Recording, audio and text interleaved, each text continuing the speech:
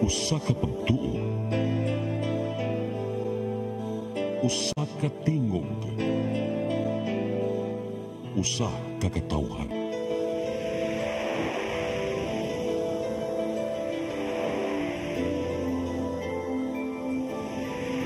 Cebu Catholic Television Network.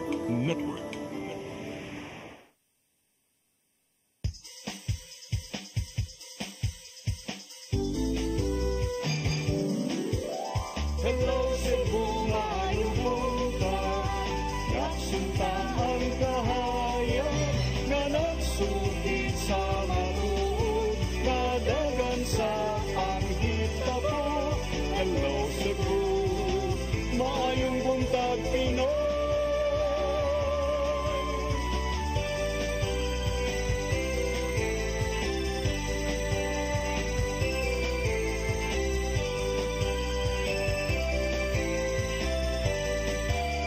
Ang katutulungan sa mga katawhan.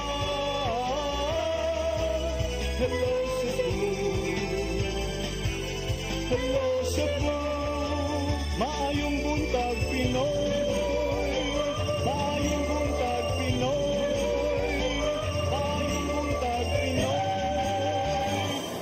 Hello Cebu, may buntag Pinoy. Adlaw karong Martes, pizza 19 sa buwan sa Nobyembre tuig 2024. Sangan sa akong partner nga si Attorney John Destacamento nga ako makauban karong taud-taud. Ako yung alagad sa kahanginan Malu Inocando Tabar. Banimentod sa alas 9 karong buntagas tong programang Hello Cebu, maayong buntag Pinoy. Ato dayong ipadangat kining atong latest weather update. Hikis pag-asa Mactan, Sir Jomar Aclarino. Good morning. Yes, ma'am. Good morning sa tanan o sa atong tanan tigpaminaw. Kini ato latest weather update karong adlaw. Ang shoreline ang nakaapekto sa extreme northern Luzon ug ang kining easterlies init na hangin gikan sa dagat Pasipiko nakaapekto sa silangan bahin sa Visayas, lakip na lalawigan sa Mindanao. Atong weather conditions sa Visayas, lakip na ang probinsya sa Cebu makasinati generally fair weather. Kining init ug medyo igang na panahon gawas ini na mga patak-patak na mga pagulan ug kini ma-localize na mga pagpangilat ug pagpanugdog. Padayon ta mag-monitor sa mga gi-issue ng mga thunderstorm advisories. Hining ito na sa kasarangan na hangin masinati sa Visayas ug nakadagatan malinawan nga ito na sa kasarangan ang pagbalod. Temperatura sa Cebu 26-32 degrees Celsius, ang haring adlaw mosalab alas 5:18 sa hapon, ang dagat motaob alas 2:18 sa hapon, muhunas unya alas 5:19 sa hapon. Philippine Standard Time alas 8:05 sa buntag gikan diri sa Mactan, taga sa Visayas, DOST Jomar Clarino. Dagang salamat Sir Jomar Aclarino ug maayong buntag yung tanan din sa pag-asa Mactan. Karon arita sa atong front pages sa mga pamantalaang lokal ug nasyonal atong sugdan sa Sunstar Daily. Sa Sunstar Daily, Cebu City offers 2-year tax amnesty. Sa Super Balita sa Sunstar, duha nagtrabaho sa pabrika ug simento patay. Sa The Freeman, 2-year amnesty granted. City waives tax penalties.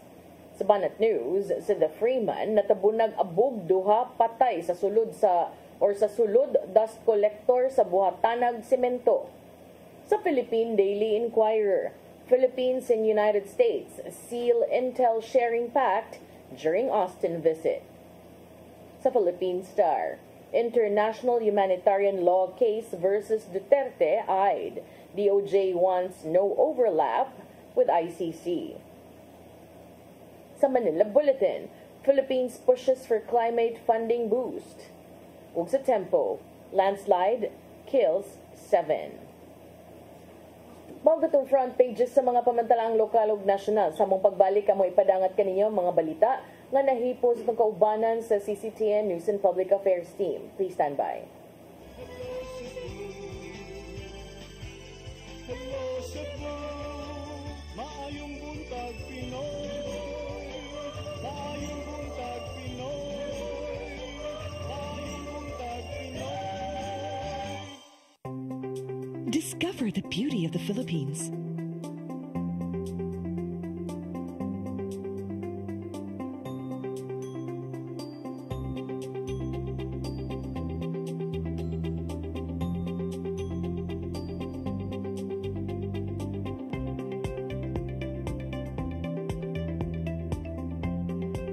With Philippine Airlines, the country's flag carrier.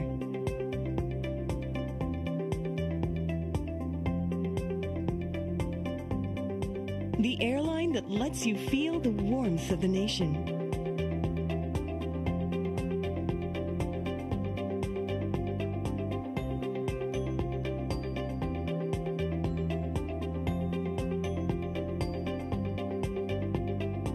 Mabuhay!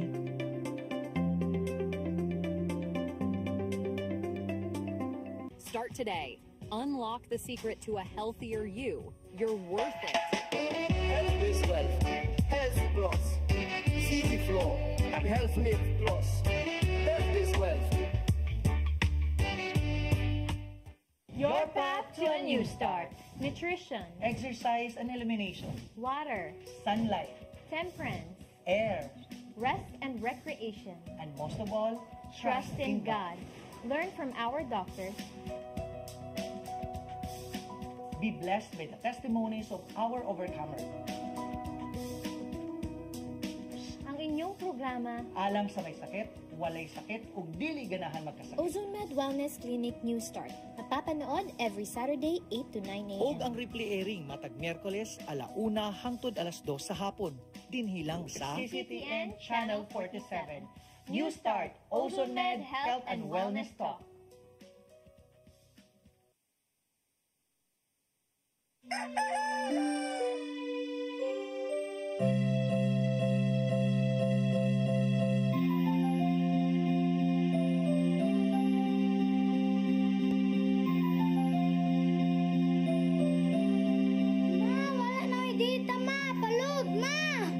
Sorry ma'am, na-late ko. Nangita pa mong gusto para internet sa kong anak ma'am. Ay, wala na problema. Para sinisibo. Sinisibo, sinisibo. For your internet connection. And for the signal of your cable TV. So fast and straight that transmission to your home. Sinisibo. Sinisibo, sinisibo. Offers you to have fiber optics. For your viewing experience, perfect and clear so far. So great and affordable for you to enjoy. Sinisibo.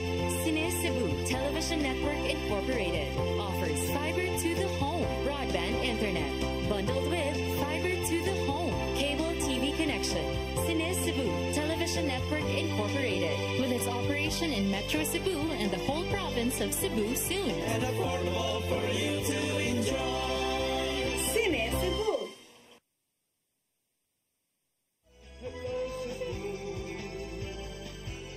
Hello Cebu. Maayong buntag Pinoy. Maayong buntag Pinoy. Maayong buntag Pinoy. Balik sa Hello Cebu, may buntag Pinoy ug karon sa atong mga balita. Nagunas to mga balita karong buntaga, Police Regional Office 7 mo pakusog silang deployment sa mga dapit nga taas ang krimen subay sa pagsugod na sa mga kalihukan sa Pasko. Tourist destinations pahugtan ang seguridad aron mabantayan ang mga langyaw ug lokal nga mga bisita. Ang kasayuran ihatod ni Arnold Bustamante. Napaglatawan sa Police Regional Office 7 nga mosaka ang krimen sa Tibok Central Visayas ning nakaduol na ang mga kalihukan sa Pasko. Mato ni Police Lieutenant Colonel Jerry Spilares, spokesperson ni Police Brigadier General Antonio Abirin, hepe sa kapulisan sa Rion 7 nga usa silang gitan-aw nga mosaka mao ang theft and robbery nga gitawag nila og economic crimes tungod ni mihimo na og adjustment sa laga personnel deployment sama sa pagbutang og mga daghang pulis sa mga strategic areas adlaw ug gabi. Mipasabot si Pilare nga doon na sila crime clock ug unsa nga mga lugar nga taas ang kaso sa tulis ug ang pagpanguot ug ubang pangmatang sa krimen nga mausab karon ang ilahang kapatutukan sa deployment sa gitiliman tanan lugar ang gamadukop sa presensya sa pulis. Nag-intensify sa ato ang pag-deploy og mga police personnel on strategic areas day and night. No, very crucial po na we should know when to deploy our police personnel. Kay we all know that we cannot cover every inch of our area of responsibility, but we can strategically deploy our police personnel dito sa crime-prone areas, sa mga kanang mga oras nga wherein the commission of crime is probable. Epektibo kini nga pamaagi pasabot ni Pilares anglit sa sulod dulan sa usa ka tuig gikan Enero og sa katapusang bahin sa Oktubre miubos og 13% ang index crime volume sa tibuok Central Visayas ning pagsulod sa buwan sa Disyembre ni Mando Pasi Abirin sa tanang City Provincial Police Office Directors nga pahugdan pangilang police presence sa kadalanan tungod sa pagdagsa sa mga tao sa mga financial institutions. Kini nga panahon mo'y ampay sa mga kriminal tungod kay mosaka ang ekonomiya niini sa usa ka lokalidad gumikan sa gipanghatag nga bonus sa matag kumpanya sa mga trabahante. Gawas nini nakanosab aga mga kalihukan o aktibidad sa matag lokalidad subay sa pagsaulog sa Pasko nga gumikan niini gimanduan sila nga pabutangan og daghang pulis ang kadalanan. Mato ni Pilar nga nakigalayo ng PRO7 sa lain-laing ahensya sa gobyerno nga motabang usab kanila sa pagmonitor sa mga kriminal nga posibleng mangigo ning panahon sa Pasko. Naila na ang isla sa Sugbo ug mga kasikbit nga mga lalawigan nga tourist destination ug ilang gilauman nga modagsa ang mga bisita gikan sa lain-laing lugar. Tanang lugar nga bisitahon sa mga lokal ug langyaw nga mga turista gipaalerto na usab sa PRO7. Arnold Bustamante, CCTV. Samtang Mandawi City Budget Officer mipasabot sa 16 milyones nga alokasyon sa Mandawi para sa Christmas activities sunod tuig. Sa bag-uhay lang si Vice Mayor Nerissa Sun Ruiz mipasabot sa budget alang sa giingong transparency. Ang kasayuran ni hatod ni Mary Rose Sagarino. Giklaro ni Attorney Giovanni Teniero ang City Budget Officer sa Mandawi nga wala gipadaan ang budget sa Christmas activities sunod tuig. Mato ni Teniero nga giusa na lang ang budget sa Pasko sa Mandawi og year-end activities aron ma-adjust ang alokasyon sa mga aktibidad. 7 milyones ang gigahin alang sa Pasko sa Mandawi samtang 9 milyones sa year-end activities. So duha na siya Pasko sa Mandawi year-end pero more or less mao na siya ang breakdown niya. For 2025 para mas naatay liwi as to adjusting asa ipagamay asang ipadako giusa to siya ihimo ng 16. So basically ang budget karon parehara next year. Sa pag-uhay lang si Vice Mayor Nerissa Sun Ruiz ni paklaro sa maong budget alang sa giingong transparency sa transaksyon sa gobyerno. Si Christian Mark Cabahog ang Executive Director sa Mandawi Investment Promotions Tourism Action Center kon MIPTAC niingong gawas sa paghatag og ham og pagpahigayon sa Christmas party sa empleyado. Ang 16 milyones pesos lakip sa ubang aktibidad sama sa DepEd Night og Mandawi Food Park. Matud pa niini nga dili lang usab mga empleyado sa City Hall ang hatagan sa ham. Lakip na ang City Paid nga empleyado nga ana sa barangay og national government agencies nga naa sa Mandawi nga moabot og 15,000 ka mga individual. Regular GO contract of service as long as they're city paid, taga makadawat sila og ham. Himakak usab ang aligasyon nga posibleng magamit sa eleksyon sunod tuig ang pagpanghatag sa ham sa mga i-hire nga job order employees. It's specifically stated Pasko sa Mandawi, so how can it be used during summer kung Pasko sa Mandawi nga budget? Amod lang, no? Election is in summer, I believe, May, and budget 16M is Pasko sa Mandawi. Ang 16 milyones pesos nga alokasyon lakip sa napasar nga 4.5 billion budget sa Mandawi para sa sunod tuig. Mary Rose Sagarino, CCTN News. Sa laing bahin, labing lapad nga Cleft Care Center sa Visayas giablihan na sa ikapitong andana sa Cebu City Medical Center at timanon niini ang mga pasyente gikan sa operasyon hangtod na sa aftercare. Mga detalye sa report ni Gia Navarro. Niadtong Disyembre 2022, gisugdan na pagpatukod sa Comprehensive Cleft Care Center of Excellence sa Operation Smile sulod sa Cebu City Medical Center. Pagkalabay na sa 2 ka tuig, abli na og andam ng alagaran alang sa mga kinahanglang operahan ang ngabil og alingagngag. Libre kining mapaymuslan gikan sa operasyon hangtod na sa aftercare services. Gitambungan sa managlaing donors, ingon man mga opisyal sa Cebu City Government o Department of Health 7 ang hingpit nga pag-abli sa mga pasilidad nga nimutang sa ikapitong andana sa CCMC. Andam na ang operating rooms, speech laboratory ug uban pa alang sa mga buot makapahimos nini. Gawas sa mga pasyente sa Cebu City, andam usab nga alagaran na mong pasilidad ang mga nagagikan sa silingang lalawigan sa Visayas. Suma pa sa hospital director sa CCMC nga si Dr. Peter Mangkaw nga makahatag og higayon ang mga local doctors nga makakaton ang mas advanced nga cleft care. In fact, ang atong mga medical doctors diha pod Cebu based na dili pare sa una nga moanhi pa dire o nya mo lakaw ra sad. Kini karon naa na gyud tay ato nga mga doktor nga lumad gyud nga taga Cebu, yan niya gyud sa Cebu na base. Cleft Care Center mo'y bunga sa pagtinabangay tali sa Operation Smile Philippines, Cebu City Government ug mga donors. Namug na usab ang katukuran tungod na sa pagtampo-tampo sa mga nihatag og donasyon. Alang nila, giatagan og pagtagad ang kaugmaon sa mga bata, pinagi sa pagpaayo na sa ilang mga ngisi nga libre. So we are already here. So wala gyud sila problema. Di na sila maghuwat nga og di sila maoperahan karon, maghuwat sila for next year. Karon dili na. Ari na lang sila diri and they can have the operation for free. So malipay ta nga makatabang nga para kining mga bataa ug unsay ilahang pangandoy sa ilang kinabuhi in the future matuman gayon.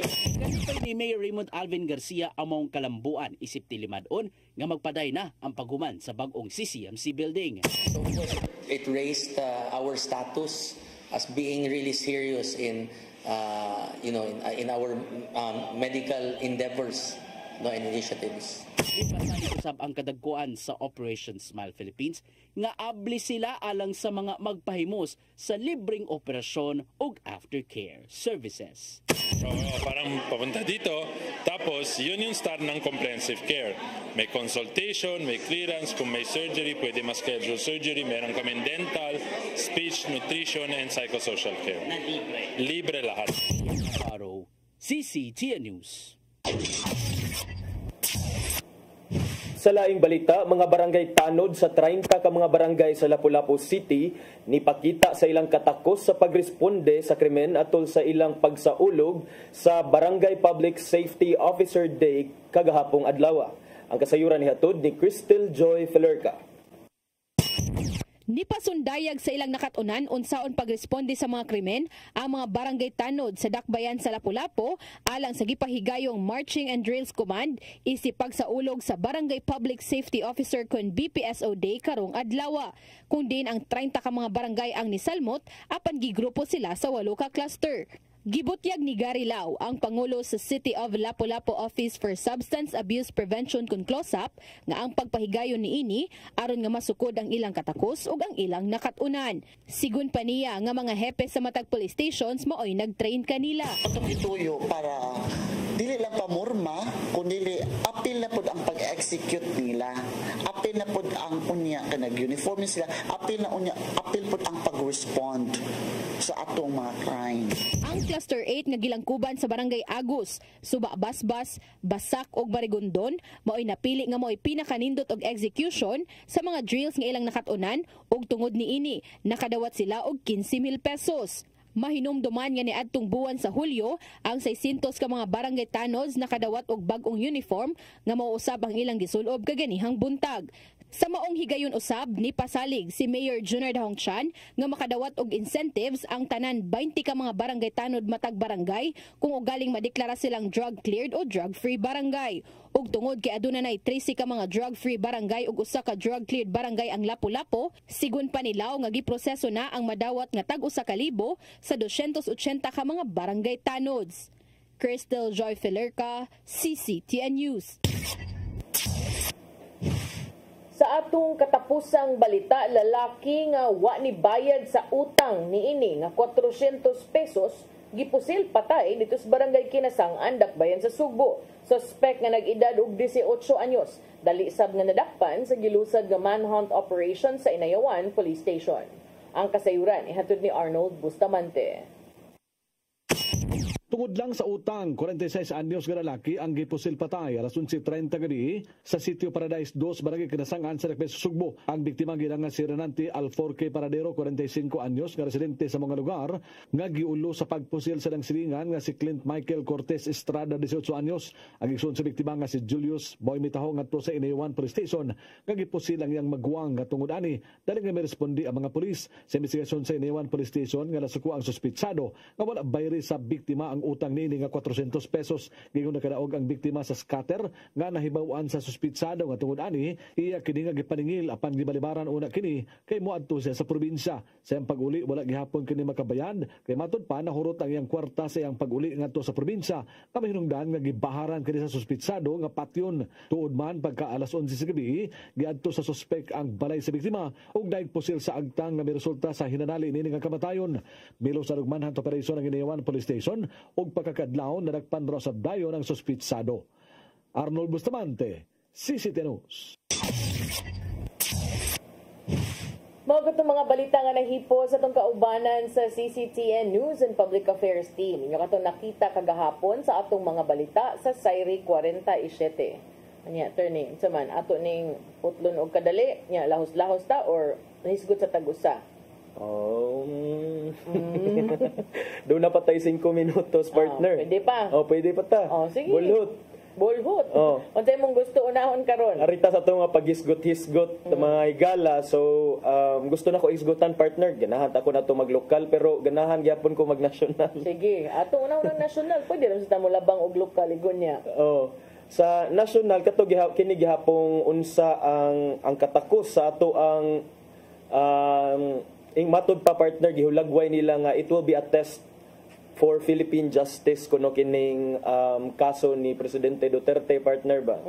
Will we be able to finally see President Duterte being prosecuted for allegedly committing crimes against humanity or for violating international law, so to speak, because of the killings perpetrated allegedly by his government 2016 to 2022 kana maoy matod pa sa mga observers, partner, nga usa kuno kadako nga test for Philippine justice ang what lies ahead ani, partner. And I agree, partner, nga this is going to be to show us whether kaning unsa nagyud ka strong ato Philippine justice, considering, partner, nga ubay-ubay na mga incriminating evidence ang na tribukar diha sa Quadcom hearing. I mean, una na ana, partner, although na mga ginagmay nga inconsistencies, but una na ana ni angkon si President Duterte nga there's such a thing as Davao Death Squad, although iyang himakak nga dunay reward system, but dunay Death Squad. And then dili lang ang mga testimonies ni Presidente Duterte, partner, ang uban sa mga witnesses, si Garma earlier, doon na to siya mga si Atab nga mga testimonya, iyang gidetalye kung giunsa pag-replicate ang reward system in Davao on a national scale. Kung ginasad siya gipanghisgutan ng mga pangan. But since kaning ilang mga gipangbutyag sa Quadcom hearings, attorney, dili man siya mahimo nga basis, diba, para sa pagpasaka og kaso? Dili siya pwede partner, pwede siya magamit actually kay basis, but di mahimong ebidensya. Pwede gihapon, partner, because the only time nga dili mahimong ebidensya ang usa ka testimony nimo is when it is an extrajudicial confession of guilt. And for an extrajudicial confession of guilt to be valid, partner, kinahanglan nga assisted ka, and then you should be assisted ka sa imuhang abogado and by counsel. And then you should be under the kanang gitawag nato nga under custodial investigation. And in this case, dili mo attach ka na nga right ni President Duterte, dili ka maka-invoke nga, pwede ninyo magamit ang gisulti diri because he is not under custodial investigation. Wala siya gidakop, wala siya gipreso. Dili siya makarason nga kaning katong akong gipanulti was because I was under duress or gitutukan ko og whatever threat over my life. Correct, partner. So whatever iyang gipangsulti diha, pwede kayo na siya mahimo nga that can form part of the evidence that can be used in order to prove the allegations against him in court. But so no need na nga if ever pasakaan siya kasong formal, no need na nga musulti siya balik sa iyang gipangsulti. Kana na may gamiton nga ebidensya. Well, naa man gyud nay ang trial, partner, do naman jud nay hataga medyo nag-opportunity na sad again ang accused nga mo course mo defense iyang kaugalingon, and then if do na say inconsistency unya dito sa iyang trial nga sa mga prior niya nga statements nga gihimo di sa Quadcom hearing or sa Senate na it will be up for the judge to make timbang-timbang make timbang-timbang make timbang-timbang the evidence kay dili man sa ta makapugos basta but in both situations he is under the pain of contempt. Kay gipa-take out siya before siya sulti siyang gipangsulti. Yeah. Unya masabot nga ang tanan niyang gipangsulti bunga sa iyang kaugalingong kabubuton nga isulti. That is right. Dili siya pinugos. Nga wa kuno siya gipugos. Why nagsugo? O maobitaw nga usahay kay inconsistent kayo iyang mga tubag kay murag maingon siya nga sige, let the ICC probe me before I die, which was really met with murag it was a daring. If it was true, if it was sincere, I think it was a bold statement. Well, he's used to that. Yeah. And only to retract later on nga he wanted again to be tried in a special Philippine court. So I don't really know which is which. Ang kuan ba, left or right ba nga tiil? Wa jud ko kay baw kay mo lagi ni kining we cannot expect President Duterte nga murag mukuan ana because even from the early part of his campaign for presidency murag inana na gyud ang iyang sinultihan nga and then to some extent people like that in him. Do you think nga angay undangon sa Quadcom ang ilang investigasyon kay wa na kunoy bag-ong napuno sa mga statements ni Duterte and everything he said was part of his campaign promise? Okay, mao na. As to the kuan partner kaning I don't think nga it's enough. I don't think nga it's nga nakakuan na ta. We already got into the bottom of the EJK controversy. So I think na daghan patang wala na kuy-kuy nga mga kuy-kuyonon and kasayuran. Well, because si Davao del Norte 1st District Representative Pantaleon Alvarez ni suggest nga si kanhi Presidente Rodrigo Duterte mapapili pagbalik pagka-presidente ka 2028 national elections. Kay kani kunong gibuhat sa Quadcom, they are doing it matud pa may just be intended aron ma-discredit ang usa ka gitawag niya leading presidential candidate. Mao nga angay kunong mapapili pagbalik pagka-presidente si Rodrigo Roa Duterte. Duha ka mga magbabalaod sa House of Representatives. Ang tubag nila ni Alvarez, good luck and God bless. I wonder why Alvarez, being a lawmaker, is saying blue, that. No? Because under the Constitution, usar mo gyud ang term sa president. Yes. And President Duterte was able to complete that term. Correct. Anya iyang wa man sad ni siya na di sad ka technical nga uy suspenso mo ko 1 week. Di ba? Sa local, ingunana ba yan na yung mga strategy? Dili man kay katong pareha kang Gloria, kinahanglan man kung makaserve na ka og more than, I believe, 4 years man siguro to into your term. That's already considered as one full term. Pero iya man kung gisaway ang Quad Committee, kay tungod ana, ingon man siya, may pagunong-hunungo na ninyo, kay may bagong issue. Kato kunong pag-attend kuno niya itong November 13 nga hearing, ingon siya nga, ang gipanghisgutan kuno sa kanhi presidente sa Quadcom di kuno bag-o part na ni sa kanhi presidente sa iyang mga saad pagkampanya. Ingon siya, it's better if Congress stops the Quadcom. It's a waste of time and resources. Congress should be focused on real issues like rising prices of goods, more jobs, and the fight against crime. Pero di ba na trabaho sa Congress kanang But I beg to disagree anang walay bag-o kay naay bag-o. Well, atong bank waiver was something na raised na sa 2016, but it was 2016 we know at the time who was or who were powerful at that time. So what's new now is that the environment has changed. The landscape within the lower and the composition in the lower and upper house. So dito makaingon walay bag-o. So maybe even lang Garma statement was really bag-o, but ayang ipasabot kato kunong gipangsulti ni kanhi presidente sa ding gipangutana parte sa pamahayag ni Alvarez ni ingon si Congressman Ortega siya comment ana kay si Alvarez wa man nakatambong sa upat ka hearing wa sad kuno siya sa mga nilabay nga hearing so wa sad kuno siya ma-comment kay pernim sad siya wa mo gani nga all out of the blue sakto gina out of the blue nga no Para sa raman ni mahapi sa siguro ang kanhi presidente niya. Oy. Pero sige, tanaw na to congressman man gyud ni siya. So, must know whatever it is that he's saying, no? Ningon bitaw ko, unsa din siya ni kalit man nga. He's expected to know the law, congressman good ka. How can you be magbabalaod and then you don't know in terms of the president's term limits? Yeah. Or who can run for president, diba? Yan, lapas ng litas oras, di ay? Astas oras. Kasi kita sa term limit aning Ate Inday. Balik lang mayroong taod-taod ha. Yan, balik na mo, dugang mga pag-isgot-isgot. Please stand by. Hello, Cebu, maayong buntag Pinoy. Maayong buntag Pinoy.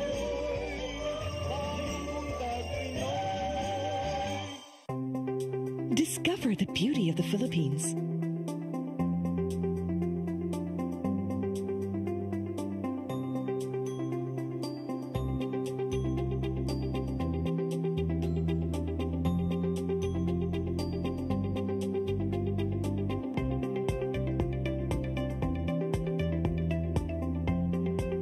With Philippine Airlines, the country's flag carrier.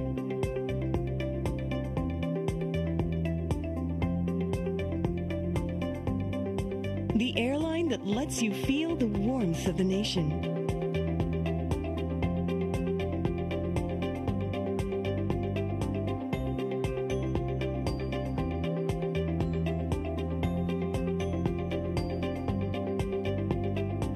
Mabuhay.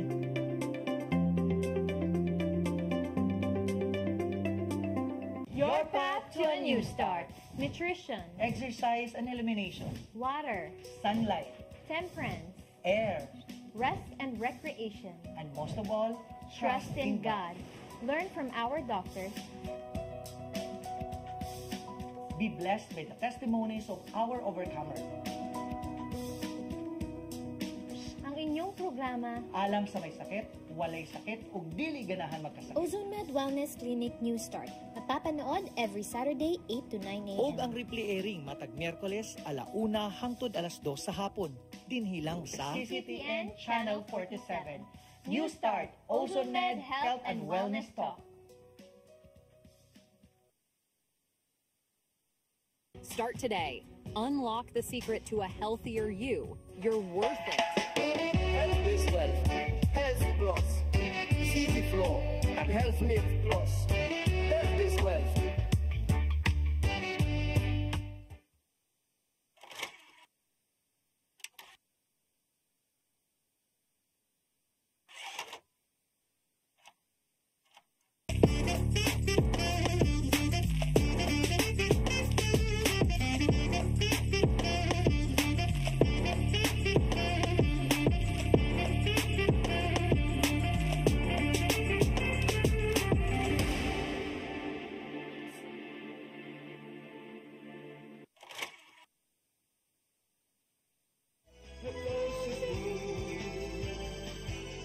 Hello, Cebu, maayong buntag Pinoy. Maayong buntag Pinoy. Maayong buntag Pinoy. Balik sa Hello Cebu, maing buntag Pinoy. Pinoy ako. Nya partner gikan sa national labang ta diri sa ato kay murag dugay-dugay na tawa ka hisgot og mga lokal nga issues.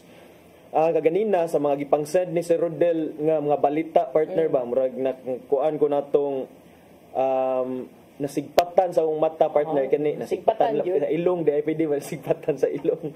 Nasigpatan ako partner kining kuan kining development at the Cebu City Hall nga gipang waive sa Cebu City government ang mga penalties sa delinquent taxpayers sa real property tax.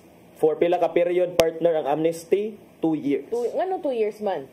Why not 3? Why not 10? Show your solution. No I'm solution. Just wondering ba, how did you come up with 2 years? And I know nga kaning delinquent tax receivable abot na ko og 4 billion. 4 billion. Pesos. mo implement ko na ang Cebu City anang tax amnesty for real property taxpayers for 2 years as delinquent tax receivables ballooned to 4 billion pesos, 4 bilyones pesos. Naku, anak partner. Naku, kaayo. Imagine kag kung kolektahon yun na tanan, makaayo na sa dakbayan, pero nga naman. Nga nung How about those nga nibayad on time? Yeah. Unsa man sad ang ilahang makuha? Benefits. Doon na basad sila yung mga incentives aron pagpasalamat sa ilahang kanang pagbayad sa tukmang panahon? Yeah, I think naadjud na sila yung mga incentives or hindi ka na makabayad ka December before sa January. Oh. But since gitagaan man nimo og amnesty ang for 2 years, di ba dapat na po kay extra incentive? Extra, bitaw. Diba? Atagi sa din. Pero maunay unod sa executive order ni Mayor Raymond Alvin Garcia nga gi-issue kagahapon na naghatag og tax amnesty kanay attorney hindi man gyud ko magsilbihan ni mom gyud ni akong hadlokan unsa man ang tax amnesty sa penalties, surcharge ug interest sa mga real property tax na wa pa nabayaran kay katurabang balita ganina utang 400 pesos pusil dayon pero kani utang man mo basta ning utang. So ang pasabot ng penalties or charges kay kita naa magyud tay bayranan nga kini si madam kay daghan gyud siya real property scattered across the nails.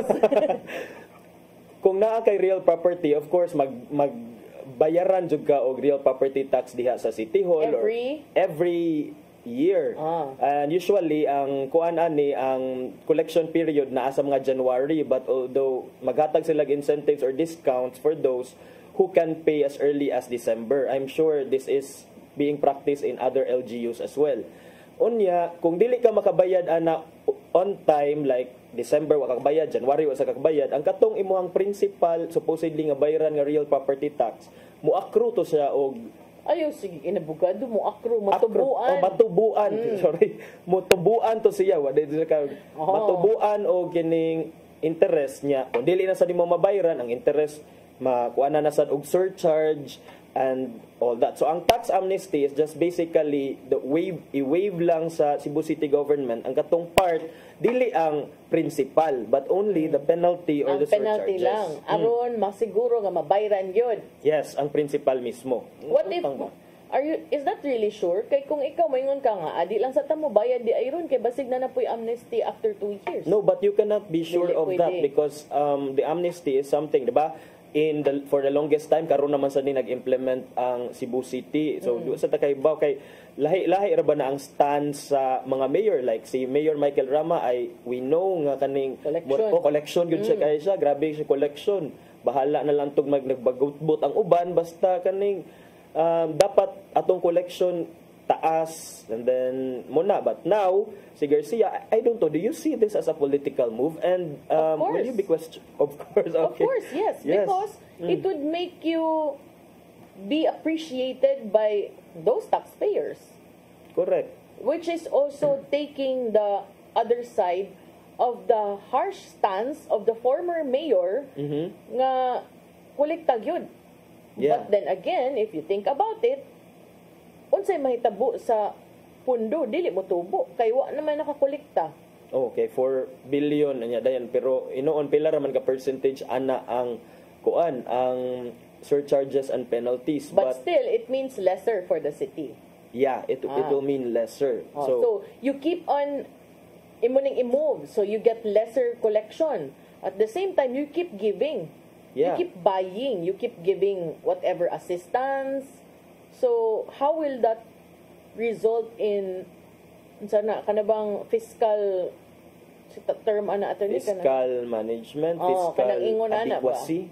Kay dili man na di ba kanang itudlo nila nato sa financial kanang literacy na magyud na kanang live according to your means ana man na. So are we doing that for the city? But I understand this and I know that a lot of people will appreciate this. Kay anyway nga makasave ta mas maayo, but if you ask me and you ask me, is this also political? Makaingon gyud ta nga any action by any official when it is already leading up to the elections and after filing certificates of candidacy is most often construed as a political act. Yeah, and we cannot blame them kay even the even our laws recognize that. Like, politika kaning, because ang nature manggod sa position sa elective officials is political in nature. So, mao gani na nga, kung mudlansar ka, ikaw kay incumbent ka nga elective official, then kung mulansar ka, dili ka deemed resigned. Pero kung appointive ka, nya dahil mulansar ka for an elective position, deemed resigned dahil ka, because the law sees everything you do, like if mayor ka, political man jud ang imuhang business. And the nature of your position in itself is political. So, para to me, I always say na bahalag na mulitik ka basta nakabenepisyo ang tao. But in this case, dili kaayo ko sure sad kung in the long run. Sa pagkakaroon, nindot ka ni paminawan. Gwapo kay paminawan ng mayor. Kay pila ka milyon sad ang masave siguro sa mga tao no kung wad-on ang penalties. But in the long run, pila sad ka milyon ang mawa nga pwede unta mabutang sa pundos pangagamhanan. Yeah, but will this translate, partner, to actual votes? Considering partner nga ang target ani partner are those nga possibly katong naa sa mga middle class up to the upper middle class, yun kay mga nagtag-iya og mga properties. So ubay-ubay ba diri ang inana ba ang impact mindset? You know, I've often observed nga ang mga tao kung mingon man gyud na kung asa ta maka kanabang asa ta makapabor, asa ta maka save, they would prefer that. Yeah. Even ang mga dato, no? Even ang mga dato. I see that all the time. Inig-kolekta sa senior citizen, banilad, maglinya, mga nindot kay nga sakyanan. Why? Because they feel that amuha maning benefit. Yeah. And so even if I have all the money in the world, I have also given a lot of my earnings in the formal taxes to the government. Therefore, this, I will get it kay it is for me. So, inayin na nga mindset ang mga tao. So, I'm sure kani, makakuha gid nig pabor sa mga tao, especially katong naay properties. Yes. So, well, hopefully lang kay kuan man ni ang reprieve will run from July, kanus aman to? 2024. Yeah, July 2024 up to 2026. So, 2 years yun siya ang kuan, ang iyang effectivity. So, hopefully lang, for sure, nastudyuhan sa ni because EO man ni siya, doon na mga legal implications, doon na sa ni siya possible effects sa collection efforts nato, but for sure nastudyuhan sa ni sa legal team ni Mayor Garcia. Oo, nya kuan sad ko no. Kanay sad ko no, ilang gitan-aw nga maka-increase sa maka-lessen sa accounts receivable but maka-add sa cash flow kay mas maingganyo ang mga tao mo bayad kay less man. Mo'y giingon ni Consel Wenceslao, who is also a banker, no? So, ingon gyud siya, sakto sa dakong, di ba, bisag di kay ta bright ug math, ingon kumugamay atong kolektahonon. So, sa quote ni Consel Wenceslao, ingon siya, it will lessen our accounts receivable, but it will add to the cash flow of the city since there will be cash going in. Nga naman, kay mga tao magtuo man nga, uy, bayad na ta karon samtang na amnesty, what type penalty? Di ba? Makasave ka. Mao gyud, partner. So, hopefully, mo translate, malipay gyud ani ang kuan kay especially in light atong kuan katong bag-ong revised tax code sa Cebu City kay outdated na kuno kaayo nga grabe sad ang mga bag-o nga rates. So kani no matter how small man sa gutog kadaghan but kani basta mo bayad sila principal amount sa ilang tax dues in full before December 15 without penalties, or pwede nila staggered amounts 1 year within 1 year unya ilang bayaran 10% of the total penalty. So naa siya kuan installment basis. So depende kung di naman makaya nga dako kaayo, pwede ka magdata-data good for 1 year. Yeah. Nya arik ta, partner, kay napamtay gamayng oras. Kay I think 3 to 4 mga 4 days ago I saw this post sa Department of Interior and Local Government nga page. Congratulating the awardees or grantees of the 2024 Seal of Good Local Governance.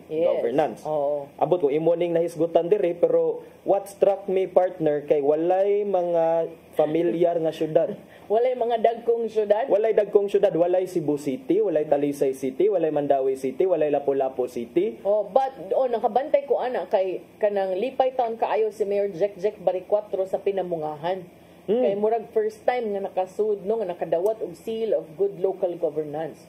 Unsa may implikasyon ana attorney kung na kay seal of good local governance? Ang pasabot ana kung hatagan ka og seal of good local governance, maayo ang imong financial housekeeping, maayo ka sa disaster preparedness, maayo ka sa social protection for the basic sector, kaning mga women, children, kaning mga vulnerable sector like senior citizens, business friendly ka and competitive, dayon na kay environmental management, and all those sorts of criteria. So ato lang i-itemize kay ato sa ninyo congratulate ang City of Bugo, ang Danau City, maora ang duha sa tanang mga syudad sa Subo nga nakasud 2024 seal of good local governance. Congratulations ninyo din ha. Uy, congratulations ni City Planning and Development Officer Carlo Lugarta diha sa Bugo. Diha sa Bugo. Nya out of the 44 towns in the province of Cebu, 2, 4, 6, 8, 10, 12 lang ang nakasud or nakakuha aning seal.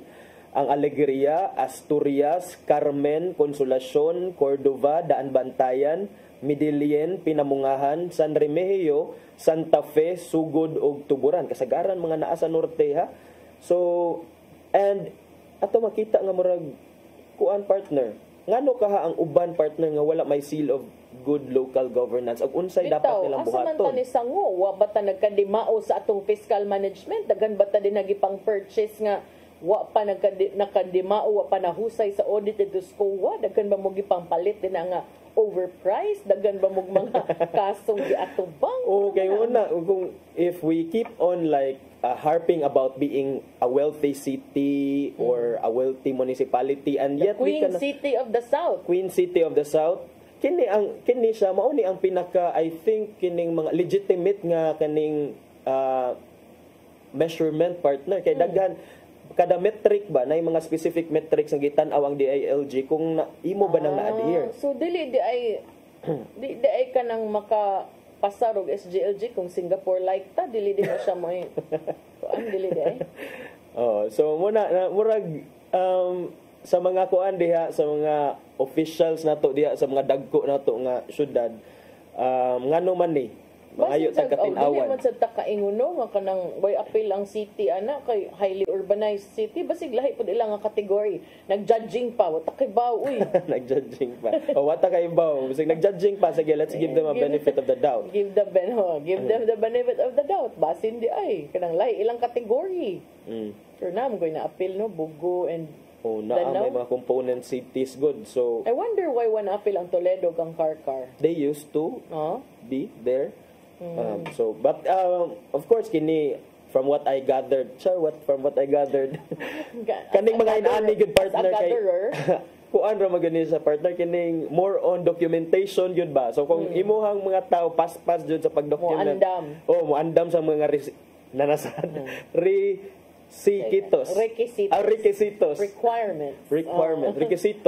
requisites mo din mga gikinahanglan mga gikinahanglan alang ani kay kuan mao ra sa toy basihan ra ba sa DILG sa pag tan-aw kung naka-comply ba ka or di. So maybe lang it has something to do with the workforce nga dili kayo inana ka-active but the city that doesn't really mean that's also an indication of management. Ka-judger ba uy kanamdam lang ko ana before ka nang sa barangay kanagi manggalgal submit ani para unsa ni para 10 outstanding yang kuan ha ug nakakita gid sila sa mga abilidad dapat sila may moingon nga outstanding ka dili kay submit kaya what about sa outstanding niya di mo submit di ka outstanding mao gyud outstanding ka niya di mo submit mo bitaw na ang mga prestigious nga awards kanang dili ikaw mismo ang nang-apply dapat kanang ikaw ang nominate. Pero kani is also in fairness kanang nagyud ni mga evaluators ang DILG aniha. Naadyoy focal person, naadyoy point person ang DILG nga maudyoy mo monitor sa performance sa kada LGU and every year na naghatag and seal of good local governance it's really a good indication kung giunsa nimo pag-manage ang imuhang LGU because at the end of the day management a lot of it is really management man partner. So kudos aning mga 14 ka mga LGUs in the province of Cebu nya katong sa wala catch up sad. Apas din pag may time. Sige, insert pag ito gamay na bilin. How do you feel about kanang bridge linking Cebu to Bohol. Itan, nasadaan na. Ano man? Wala manggani na ang Cordoba, gilangaw manggani ang Cordoba padung sa kuan. Yeah, but what if ang pagpuno og bridge sa Bohol makapanindot og maka-boost sa Cordoba kay na may nigawas good nga proposed kuno aning Cebu Bohol Bridge pero ang nag-una og, di ba? Nag-una og reklamo siguro katong mga maapektuhan. Okay. But it's mura grand kay sa paminawon na din. Nindot kay sa paminawon but hopefully lang ako whoever kay ako manggod kining while I was involved in gathering the news ba ako na underpass niya dahil na underpass niya sa Mambaling. Mura ragway gamit. Para nako jud. Wala gamit and then dagan kay tag mga infrastructure nga murag walay gamit. Di ay. Para nako. So sige lang nam sa tayo ubang opisyal mura sa guy gamit. Nabi tayo uban committee on silence. Mauna. Wala ko i-mention nga specific nga city or municipality but it's true nam ginana in every kuan. Dili wala pasabot nga hilom-hilom siya wala na siya kuan basin sad kining hilom-hilom ba kay kining kuan na tagsara siya musulti pero kuan sa dut sad sa bukog. Depende sa nasa uban wala sa nasa gi uban nga wala. Kani gyud murag naan sa kinahibaw murag dili nimo sulti dere sa Hilo Cebu lang ko ba. Pero kana tinuod sad na kanang mga infrastructure no. It's very kanang to me it's something nga kanang kinahanglan gyud og participatory governance. I still think nga kaning mga tawo nga pananglitan ug di ta ganahan nga bisag unsa lang nga mga ipamutang nga project sa ato ang mga area you should be more active no sa pag-participate kay dili mo gyud na mahimo nga nay mahitabo nga project nga way public hearing. So kinahanglan magmatngon mo kay usay sa dang uban like sa uban na din ha ang ilang pahibawon sa public hearing limitado ra para way mo supak ba. Pero importante magpahibaw mo kay para makahibaw mo para makaadto mo makasulti mo sa inyong mga punto. Kay kung dili mo ana that means nga gi-waive ninyo inyong right nga mo object sa aning mga proposal. Later on during implementation it's too late na in the day to vent because nahuman naman. So nindot jud if magpakabana. Kanang citizen action to me is very important kay dili manggod na mahimo nga unya na lang ta mo reklamo inig kuan. Kinahanglan ta every step of the way magmatngon ta kay may baw man reklamo lang ng reklamo. Hindi kung kinahanglan gyud ba kay sometimes as you said too late na kanang nanay mga ingon ana so if musulti mo daan mapadayag mo daan pwede man. Pero partner ba what if partner kaning nay bridge linking Cebu and Bohol and then maflatan ka partner in the middle gisay patabangon nimo. No, so siguro na. Nare vulcanizing. No, so siguro na attorney. Oy, ang sisilek so benay vulcanizing ha. Pero for sure na sad na kadako sad siya problema. Oy, ang problema sa uban ang bridge iya kay what if ma-flat. Wa ka na I think wala ka na brief sa blow baguettes kana. Blow baguettes. Ay katong kana before ka mo drive nga dapat ipang check up. Actually di man ko tig blow baguettes. Di matud pang Dennis. Ikaw ra ba dito ra ba kag sakay drive dayon. Ito na driver na lang. Wa gitan eh. Betaw pero dagan nagkabante magud ko ni gawas na nga discussion ba dagan sa nakaingon ko nga what will happen to the kanang mga roro, kanang mga fast craft. Kay some, di ba yun ganahan ka ayaw mo bihig dagat, but mapugos na lang kay wailaing means of transportation. But if you have that, tinuod partner, na panahon sa habagat partner, dagang kayo magkuan kabuhion partner, manghilak. Crossing Bohol. Uso na ron ang discussion sa bridge. I don't know why. Kaya gagahapon sa kabasa ko, kuan sa bridge to Boracay. Uy, grabiha dagan. Wait, isad kay 15 minutes na ba yan na? Nga magsakay ka sa ayuha sana ninyo ang so if mag-bridge na pud ka ay di ba? 15 minutes bukan sa mainland sa Aklan padung sa Boracay.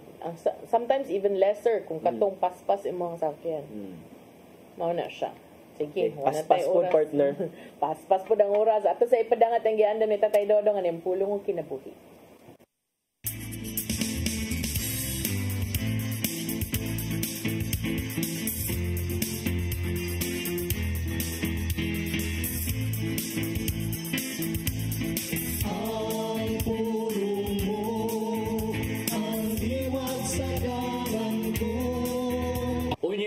Si Pedro, Ginoo, among gibiyaan ang tanan o misunod kami kanimo. Unsay among mapabot. Kini atong mabasa diha sa Mateo 19:27. Igsoon, unsa may nahimo nimong sakripisyo sa kinabuhi tungod sa imong pagtuon ni Hesus. Bisan sa atong pagkamakasasala, kita nakahimo sa sakripisyo sa ginagmay o dinaggo ng mga pamagi. Pananglit, may usa ka butang nga imong paborito apan imong gihatag sa nagkinanglan nini. Dili ba kini usa ka sakripisyo? May mga tao nga butang kayo ngadto sa mga pobre ug manggihatagon kayo sa uban. Kini usa ka matang na sakripisyo. Ang mga ginikanan naghimog dako kayo sa sakripisyo alang sa ilang mga anak. Ingon man, may mga anak usab nga nagsakripisyo sa pagatiman sa ilang masakitong nga ginikanan. Ang tubag sa pangutana ni Pedro ngadto kang Hesus, kung noon siya atong mapaabot sa mga sakripisyo nga atong nabuhat, mao kini.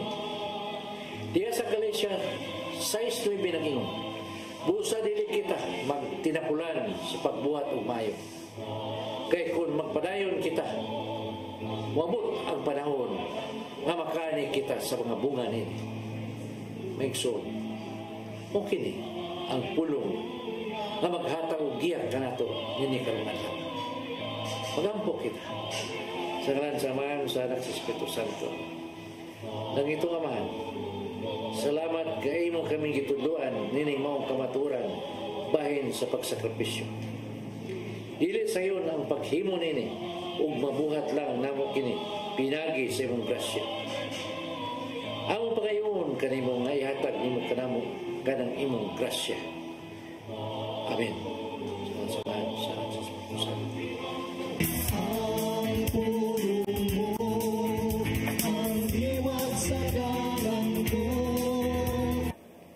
Pulong og kinabuhi ni Tatay Dodong Limchua mo nagtapos sa atong tulumanon. Daghang salamat sa Philippine Airlines. Thank you Archbishop Jose Palma, Nanay Diana Limchua ug Tatay Dodong Limchua. Thank you Sir Dennis Tabarg, itong mga kaubanan sa POC, sila si Sir Robert, si Miss Inday, Sir Matmat, Miss Mabel ug Miss Joanne. Sir Michael, Sir Rodel, Sir Raymond, Sir Bruce ug Sir Ferdy. Salamat sa inyong pagpakig-uban. Ako si Malu Inocando Tabar. 36 days na lang, Pasko na. Ako si Attorney John Destacamento. Magitatag balik ugma sa programang Hello Cebu. Mayong buntag, Pinoy. God bless us all.